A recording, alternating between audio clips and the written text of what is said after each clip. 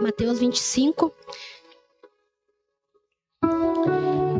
Hoje nós vamos falar sobre a espera não é punição, mas é preparação. E não teria como nós falarmos sobre espera sem ler essa passagem. Uma passagem bem conhecida. Depois nós vamos estar fazendo uma analogia junto lá com outra passagem. Mas tem que ler essa aqui primeiro para você entender o que eu quero dizer hoje para vocês. Mateus 25, versículo 1 diz assim: Então o reino dos céus será semelhante a 10 virgens que, pegando as suas lamparinas, saíram a encontrar-se com o noivo. 5 delas eram imprudentes e 5 prudentes. As imprudentes, ao pegar as suas lamparinas, não levaram óleo consigo, mas as prudentes, além das lamparinas, levaram óleo nas vasilhas.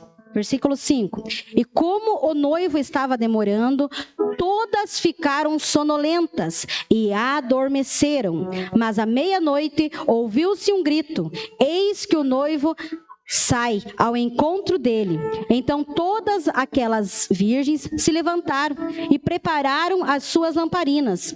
E as imprudentes disseram às prudentes: deem a nós um pouco do óleo que vocês trouxeram, porque as nossas lamparinas estão se apagando. Mas as prudentes responderam: não, porque então vai faltar tanto para nós como para vocês. Vão ao que o vendem e comprem óleo para vocês. E saindo elas para comprar, chegando o noivo, e as que estavam preparadas entraram com ele para a festa do casamento. E fechou-se a porta. Mais tarde chegaram as virgens imprudentes, dizendo: Senhor, Senhor, abra a porta para nós. Mas o noivo respondeu: em verdade lhes digo que não as conheço. Portanto, vigiem, porque vocês não sabem o dia e nem a hora. Amém? Até aqui. Feche teus olhos. Senhor, quero pedir, Senhor Jesus, que o Senhor venha falar no coração de cada um de nós aqui, Senhor, sem exceção. Que o Senhor possa trazer uma revelação ao nosso coração, aquilo que nós precisamos entender, Senhor. Quem sabe, Pai, nós estamos precisando acordar, despertar, Senhor Jesus, e que o Senhor possa, com essa palavra, transformar tudo aquilo que não está de acordo com o que o Senhor quer. Que nós possamos, Senhor Jesus, estar com o nosso coração preparado para ouvir a Tua palavra neste lugar, ó Pai. Muito obrigado, Senhor. Amém. Graças a Deus. Pode sentar. Como eu falei, nós vamos falar sobre a espera não é punição, mas é preparação. Amém? E a outra passagem que eu quero ler com vocês está lá em Efésios. Pode abrir também. Efésios 5. Para nós poder fazer a analogia que eu falei para vocês. Efésios 5.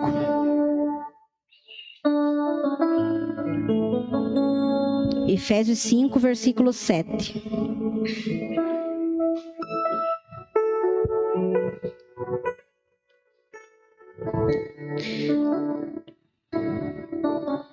Amém? Efésios 5, versículo 7. Diz assim: portanto, não pratiquem daquilo que eles fazem, porque no passado vocês eram trevas, mas agora são luz no Senhor. Vivam como a luz, porque o fruto da luz consiste em toda bondade, justiça e verdade. Amém? Até aqui. Então hoje nós vamos falar um pouquinho sobre como permanecer-se preparado para a volta de Jesus. Para que não aconteça como aqui na encenação, aonde o Senhor volte e encontre nós dormindo. Encontre uma igreja aonde não ajudou os missionários, não enviou missionários e deixou os problemas entrar e fazer a bagunça. Então nós queremos falar um pouquinho sobre isso. Como se manter preparado para a volta de Jesus? Você está preparado para a volta de Jesus? Diga amém. Isso aí. Fiquei feliz. Aí até a maioria tá preparado. Isso é muito bom. Mas qual que é a analogia que eu quero fazer com vocês? Aqui, na primeira passagem que nós lemos, nós falamos sobre as virgens imprudentes e as virgens prudentes. E nessa outra, em Efésios, fala sobre filhos das trevas e filhos da luz. Então, sempre quando eu falar sobre filhos das trevas, representa a virgem imprudente. E quando eu falar sobre filhos da luz, representa, né, as virgens prudentes. E nós precisamos ser esses filhos da luz. Mas como nós sermos esses filhos da luz? A primeira delas nós lemos ali naquele versículo, no finalzinho do versículo 9, que diz assim: consiste em toda bondade, justiça e verdade. Então, a primeira atitude que eu e você precisamos ter para ficarmos preparados para a volta de Jesus é uma atitude que consiste em bondade, justiça e verdade. Mas praticar a bondade não apenas com os parentes, com os amigos. Não. Essa bondade que o Senhor pede de nós é com aqueles, quem sabe, que fez mal para você, e até com aqueles que nós nunca vamos conhecer. Como que nós podemos fazer uma bondade com alguém que nós nunca vamos conhecer, se eu nem conheço? Ofertando. Essa é uma do jeito de a gente alcançar alguém que a gente nunca vai conhecer, mas vai poder possibilitar com que aquele missionário lá longe possa ser alimentado e possa seguir em frente e levar a palavra do Senhor. Então é esse tipo de bondade que o Senhor deseja de mim e de você, porque muitas vezes nós somos bons apenas para quem é bom. Tem umas frases, né, de efeito que fala: se quer que eu seja bom, me trate bem, mas se me tratar mal, né, você já vai ver diferente. Mas nós, como filhos da luz, não pode ser assim a nossa atitude. Nós não podemos mudar a nossa essência por causa do que os outros nos fazem. Por quê? Porque quem está dentro de nós é maior do que aquele que está lá. Aquela pessoa que te trata mal, muitas vezes ela está precisando da tua luz na vida dela. Está precisando do teu amor sobre ela. Você demonstrar algo diferente. Porque o mundo ensina que fez mal, trate mal. Se é educado, trate educadamente. Mas se é mal educado, trate mal educadamente também. Mas nós não somos filhos das trevas, nós somos filhos da luz. E essa bondade que o Senhor nos pede, ela não pode fazer acepção de pessoas. Nós não podemos escolher as pessoas para nós sermos bons. Essa bondade precisa alcançar a todos à nossa volta. Tanto aqueles que nos amam, mas também aqueles que, quem sabe, não vão com a nossa cara. E sempre tem alguém que não vai com a nossa cara, isso é normal. Nem todo mundo é obrigado de gostar de nós. Amém? Mas você não pode fazer acepção de pessoas e excluir pessoas da sua vida. Outra, né, que fala junto ali é a verdade. Se você tiver com a tua Bíblia aberta, nós lemos ali Efésios, né, capítulo 5. Suba um pouquinho para cima ali no capítulo 4, sobre a verdade, no versículo 25. Capítulo 4, versículo 25. Um pouquinho para cima ali, diz assim, ó: por isso, deixando a mentira, que cada um fale a verdade com o seu próximo, porque somos membros do mesmo corpo. Então, quando eu anotei esse versículo aqui, o Senhor trouxe uma frase ao meu coração. E eu anotei aqui, porque essas revelações, quando vem na hora, a gente tem que anotar, porque depois a gente não lembra mais como é que é, né? E eu vou ler para você o que o Senhor trouxe ao meu coração sobre esse negócio de verdade, de a gente andar na verdade. Ele trouxe ao meu coração assim: quando mentimos, nós rejeitamos a paternidade de Deus e nos sujeitamos à paternidade do diabo. Então, quando nós decidimos mentir, todos nós, um dia na nossa vida, vamos ter a escolha entre mentir e falar a verdade. Na verdade, a maioria dos nossos dias é assim. Sempre você vai ter a escolha de mentir ou falar a verdade. Mas quando nós decidimos mentir, nós estamos rejeitando a paternidade de Deus e nos sujeitando à paternidade do diabo. Porque a palavra fala que quem é o pai da mentira? Vamos falar mais alto? Quem que é o pai da mentira? E por que às vezes nós mentimos? Por que às vezes você mente? Então, algo a se refletir. E algo que eu falo sobre mentira. Às vezes você pensa assim, aquelas mentironas, né? Não. É aquela mentirinha que você não foi trabalhar naquele dia e você mente que não está bem. Que você estava doente. Isso é mentira. A mentirinha que se você contar você vai ser prejudicado, então você prefere mentir para se safar de uma situação. Isso também é mentira. Isso continua sendo pecado. E isso faz com que você esteja rejeitando a paternidade de Deus na sua vida e se sujeitando à paternidade do diabo. Isso é forte. Enquanto você não olhar para a mentira como algo terrível, como algo que te afasta da presença do Senhor, você vai sempre continuar nesse caminho. Nós precisamos ter isso em nossas vidas. De quem que nós queremos ser filhos? Queremos ser filhos das trevas ou filhos da luz? Queremos ser aquelas virgens prudentes ou queremos ser as virgens imprudentes? Pensa aí como você tem sido na tua vida. E sobre essas mentirinhas que muitas vezes eu e você praticamos. É como se fossem umas pedrinhas no nosso sapato. O Fernando, ele trouxe uma dinâmica na nossa célula, onde ele pegou a esposa dele de cobaia e colocou várias pedrinhas dentro do sapato dela. E pediu para ela andar ali no meio. Ela até conseguiu, mas quem diz ela, vou arrumando meu pé aqui para mim conseguir andar. E muitas vezes, ela até conseguiu dar uma volta e sentar. E muitas vezes, essas mentirinhas, ela até faz você caminhar meio devagarzinho, mas você vai, você mente, você pensa, não deu nada, não aconteceu nada na minha vida. Não deu nada, não tem nada a ver. Mas se eu pegasse a Tairine aquele dia e falasse, Tairine, agora você vai fazer uma corrida daqui a Prudentópolis, com essas pedrinhas pequenininhas dentro do seu sapato. Será que ela conseguiria? Será que ela ia rápido? Então, o que eu quero trazer para a nossa vida hoje? Que essas pequenas mentirinhas, pequenos pecadinhos, isso, a longo prazo, a longa distância, machuca, nos afasta da presença do Senhor e faz com que o óleo acabe. Faz com que a vontade de orar não venha. Faz com que os problemas tenham acesso às nossas vidas. É essas pequenas pedrinhas que nos afastam da presença do Senhor. A segunda atitude está mais ali no versículo 14. Efésios 5:14.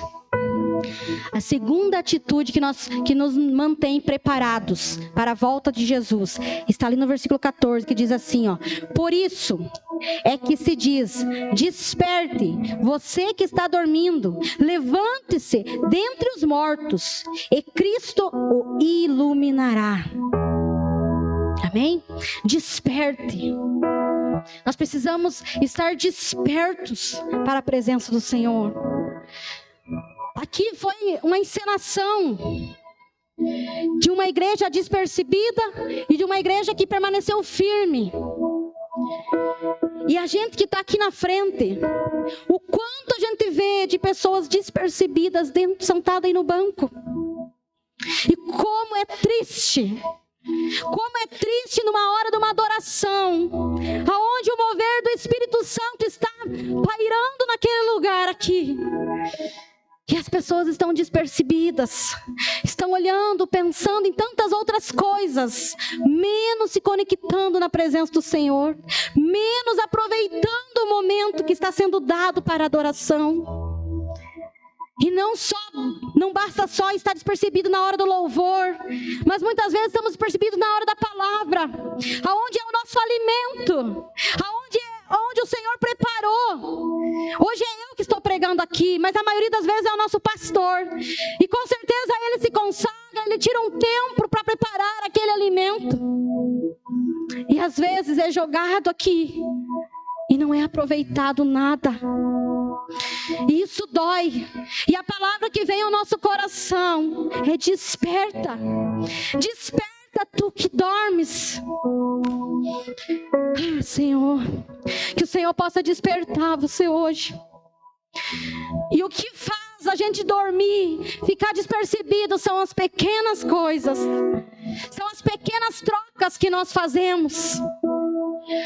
O pastor falou domingo passado sobre a gente dizer assim, a gente pede tanto por um trabalho, aí a gente consegue, Deus abre as portas, e de repente a gente para de vir na igreja porque aquele trabalho não nos deixa nós vir mais. Que é tanto um filho, mas a hora que tem o filho, eu não consigo ir na igreja, meu filho não para, meu filho isso, não.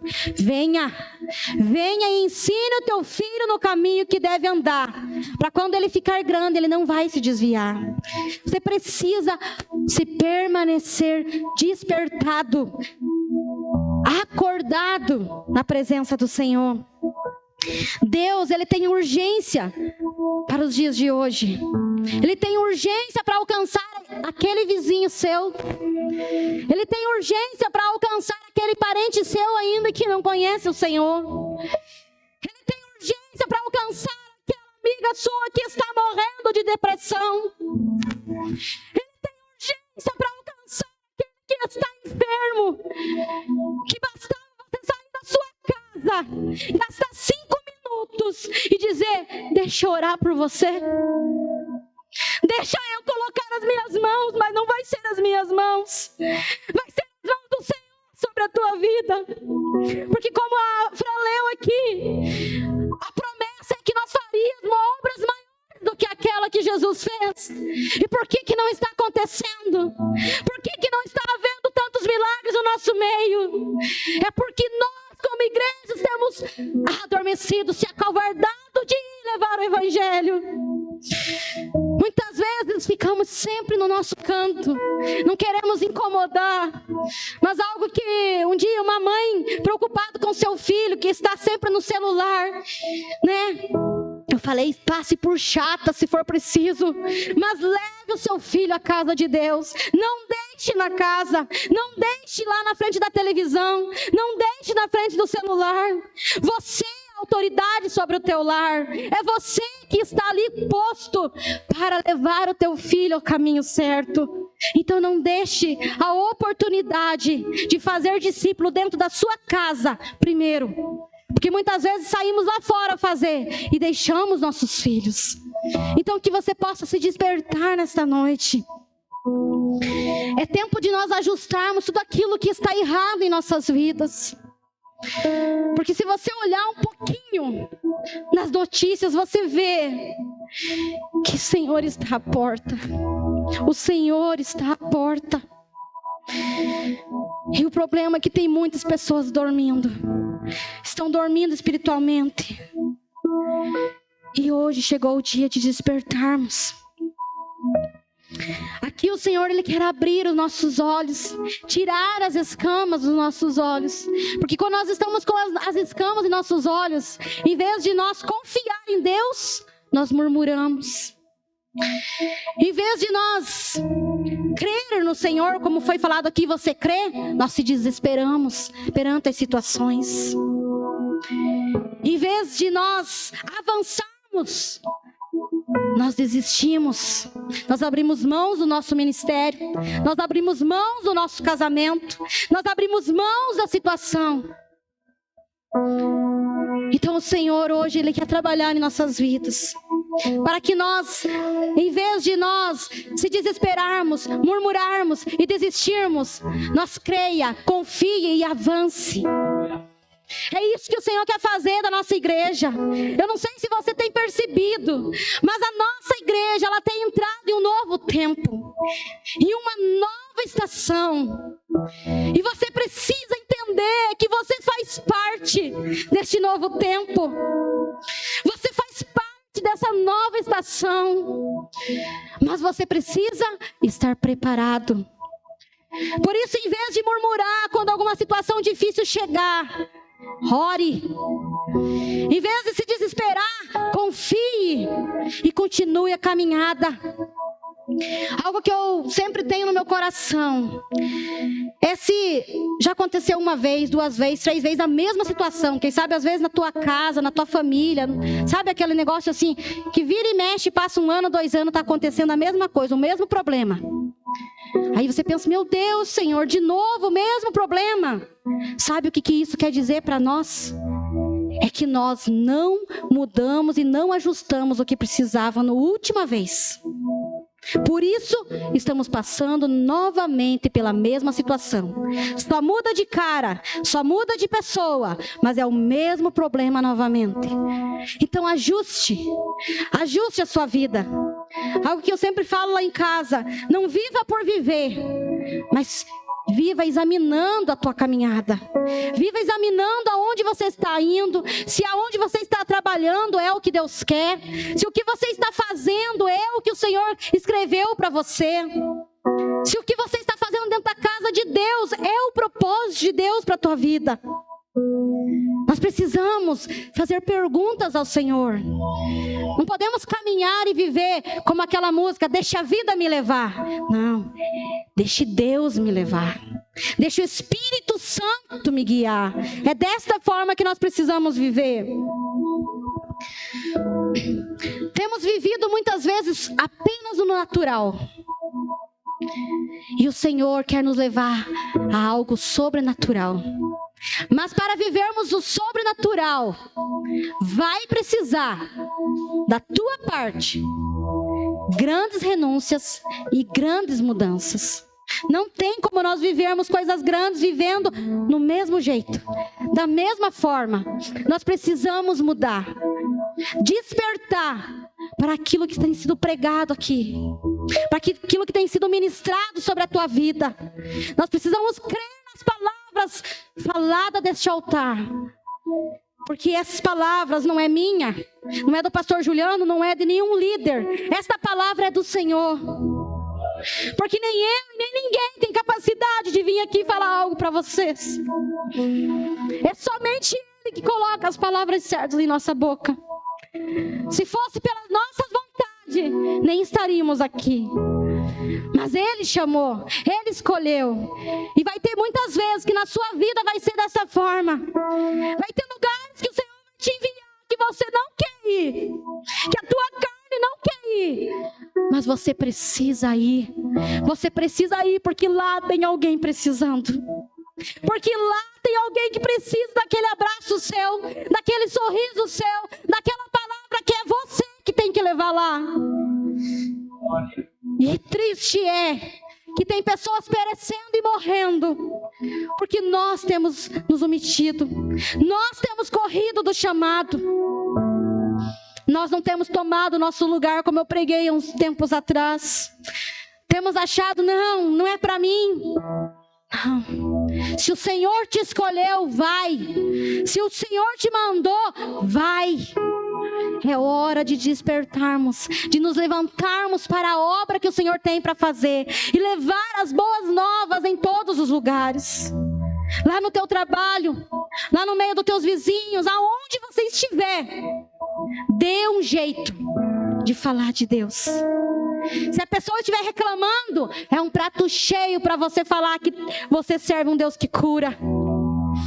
Se a pessoa está triste, é um prato cheio para você dizer que você serve um Deus que é alegria, que satisfaz o vazio do coração daquela pessoa.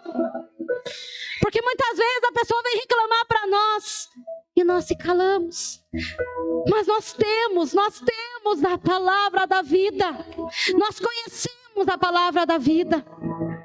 Porque pregar aqui em cima do altar, isso não é missões. Isso não é só apenas isso, levar a palavra do Evangelho. Levar a palavra do Evangelho a toda criatura, a todo tempo. Então não é só aqui, não é só na hora de um culto, ou a hora que você tem uma oportunidade, mas que seja todo o tempo. Aproveite as oportunidades, amém? A terceira atitude está lá no versículo 15. Diz assim: portanto, tenham cuidado com a maneira como vocês vivem, e vivam não como fossem tolos, mas como sábios, aproveitando bem o tempo, porque os dias são maus. Por esta razão, não sejam insensatos, mas procurem compreender qual é a vontade do Senhor. Muitas vezes, nós vivemos a vida sem perguntar qual direção o Senhor quer que nós vá. Muitas vezes, nós não aproveitamos os momentos que o Senhor nos dá. Como eu falei, tem muitas vezes estamos tão despercebidos dentro de um culto, dentro da nossa casa. Levantamos, acordamos e vamos trabalhar e voltamos e dormimos novamente. E no outro dia de novo, e no outro dia de novo, sem aproveitarmos a presença do nosso Deus. Sem aproveitar aquele direito que Jesus conquistou quando aquele véu se rasgou de cima a baixo. Mas muitas vezes não temos aproveitado esses momentos. E aqui diz: tenham cuidado com a maneira que vocês vivem. Não vivam como tolos, como imprudentes, mas vivam com prudência. Por isso não vá a qualquer lugar. Não dá nada. Não tem nada a ver. Cuide aonde você tem colocado os teus pés. Cuide aonde você tem colocado os teus olhos. Porque às vezes você não tem saído da sua casa para ir a lugares horríveis, tenebrosos. Mas pelo celular você tem entrado em quantos lugares sujos. Então não é porque você não está saindo da sua casa que muitas vezes não estamos fazendo coisa errada. Aonde os teus olhos têm ido? O que os teus olhos têm visto, olhado? Muitas vezes não entendemos por que o nosso casamento não está bom. Por que as coisas não vão dentro da minha casa? É tantas pedrinhas, é tantas brechinhas abertas. Com um amei, com um curti, com coisas simples. Mas que o diabo está vendo. E também Deus está vendo. Então nós precisamos tomar conta das nossas vidas. Nós precisamos tomar cuidado daquilo que nós temos feito. Aonde nós temos ido. O que temos feito. Como feito. Tome cuidado. Lá em Eclesiastes 12, versículo 13 e 14 diz assim: de tudo o que se ouviu, a conclusão é esta: tema a Deus e guarde os seus mandamentos, porque isto é o dever de cada pessoa. Porque Deus há de trazer a juízo todas as obras, até as que estão escondidas, quer sejam boas, quer sejam más. Palavra forte para nós. Porque muitas vezes é muito fácil nós sermos crentes aqui dentro. É muito fácil nós falarmos bonito aqui dentro, orar bonito. Mas quem nós somos lá em casa? Se eu perguntar para sua esposa quem é você na sua casa. Se eu perguntar para o seu esposo quem é você na sua casa. Para os teus filhos, o que eles dirão de você? O que eles falariam? O meu pai é um homem temente a Deus, um homem de oração, um homem fiel ao Senhor. Ou ele diria totalmente diferente. Ou o que falaria de você? Não, a minha mãe é uma mãe maravilhosa. É uma mãe fiel ao Senhor, que fala a verdade, uma pessoa que eu me espelho. É isso que você ouviria dos teus filhos? É isso que eu ouviria? Pense aí. No versículo 17 de Efésios, diz assim: por esta razão não sejam insensatos, mas procurem compreender qual é a vontade do Senhor. Muitas vezes nós gastamos a nossa vida inteira, o nosso dia inteiro, fazendo apenas as nossas vontades, sem se preocupar com qual é a vontade do Senhor para aquele dia. Eu sempre falo, quando você levantar, diga, bom dia, Espírito Santo. O que nós vamos fazer juntos hoje? Comece a ter esse hábito na tua vida. Comece a ter o hábito de dizer bom dia, Espírito Santo. O que nós vamos fazer juntos hoje? Para você ver o quão diferente vai ser aquele dia. O quão maravilhoso vai ser aquele dia. Nós não podemos estar despercebidos. Nós precisamos andar procurando fazer a vontade do Senhor. Em agradar. Em procurar ver o que o Senhor quer da minha vida naquele dia. Não é o que eu quero fazer aquele dia. O que eu quero fazer? O que eu vou fazer esse dia? Não. O que o Senhor quer da minha vida? Porque se nós começarmos a mudar até as perguntas, automaticamente as nossas atitudes vão também ser diferentes. Gaste tua vida procurando fazer a vontade de Deus, não a sua. Use o tempo de espera para se preparar. Tenha óleo sobrando. Se torne sábio para compreender a vontade do Senhor para a sua vida. Quarta e última atitude está lá no versículo 18, que diz assim: e não se embriague com vinho, pois isso leva à devassidão, mas deixe-se encher do Espírito. A quarta atitude é nós estarmos cheios do Espírito Santo. Cheios do Espírito Santo. E como que nós vamos ficar cheios do Espírito Santo?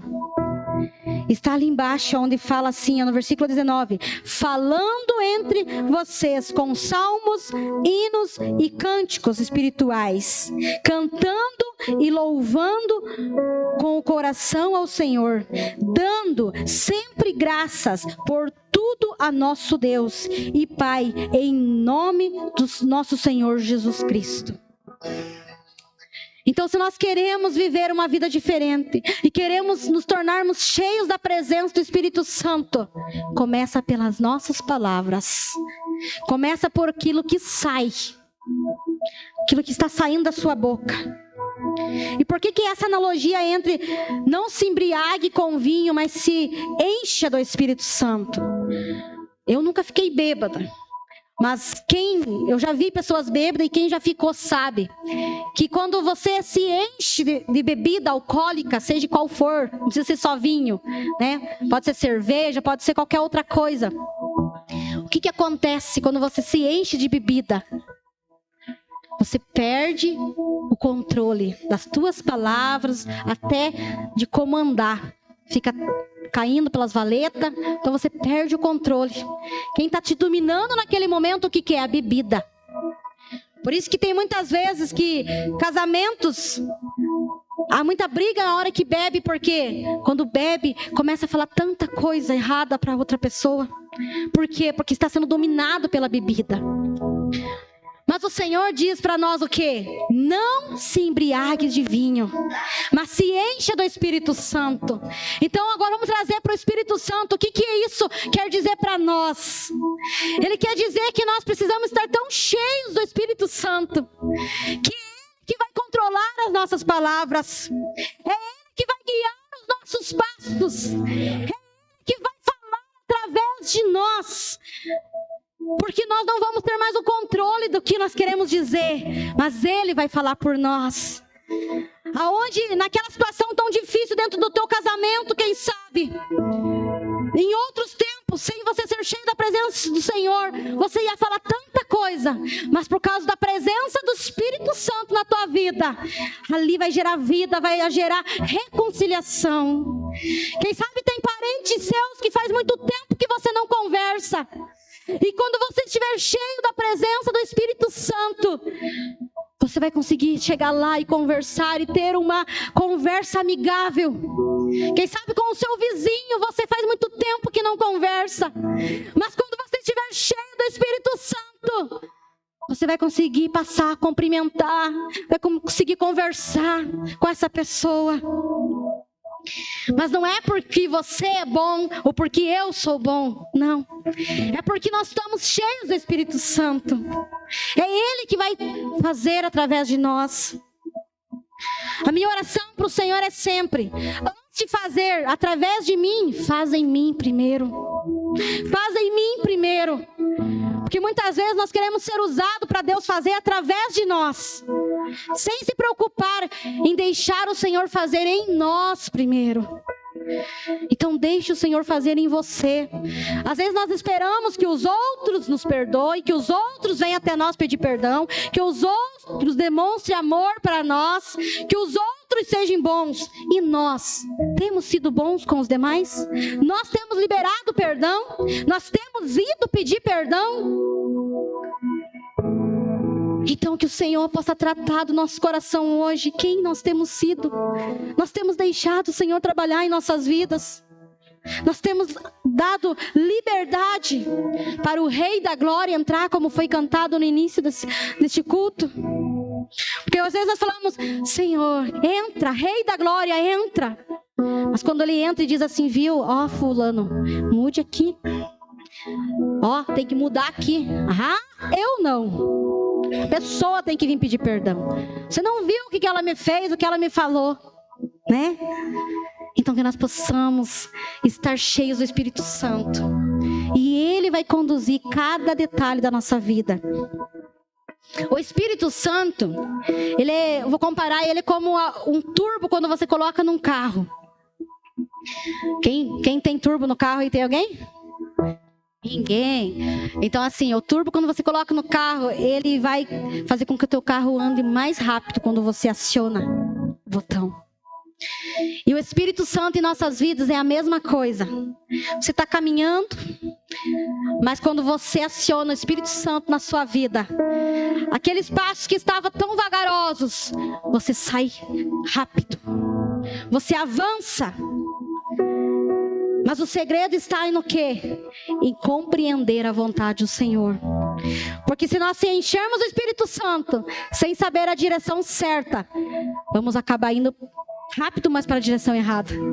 Então você precisa compreender a vontade do Senhor para a sua vida, para a sua casa, para o seu casamento.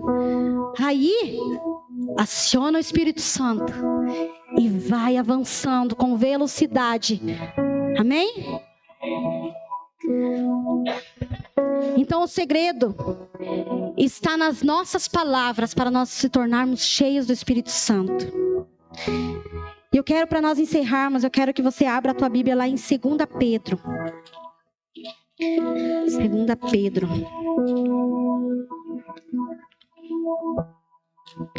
2 Pedro, versículo 3.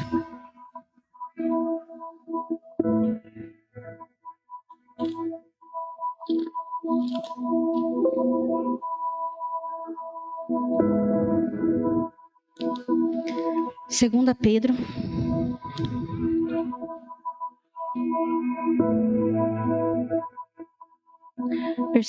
capítulo 3, versículo 9. Diz assim: o Senhor não retarda a sua promessa, ainda que alguns o julguem demorada.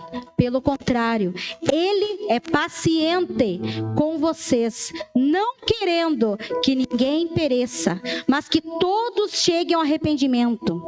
Porém, o dia do Senhor virá como um ladrão. Naquele dia, os céus passarão com grande estrondo, e os elementos se desfarão pelo fogo. Também a terra e as obras que nela existem desaparecerão. Versículo 11 diz assim: uma vez que tudo será assim desfeito, vocês devem ser pessoas que vivam de maneira santa e piedosa, esperando e apressando a vinda de Deus. Então a única forma de nós apressarmos a volta de Cristo é levando o Evangelho a toda criatura, é obedecendo o mandamento do ID. Comece pela sua casa, vai para os seus parentes, vai para os seus vizinhos, vai para o seu trabalho, vai para os seus amigos, e assim você vai apressando a volta de Cristo. Amém? Então, você pensa, por que Jesus não voltou ainda? É por amor. É por amor. Porque Ele não quer que ninguém se perca. Ele não quer que você se perca. Por isso, volte ao Senhor. Volte.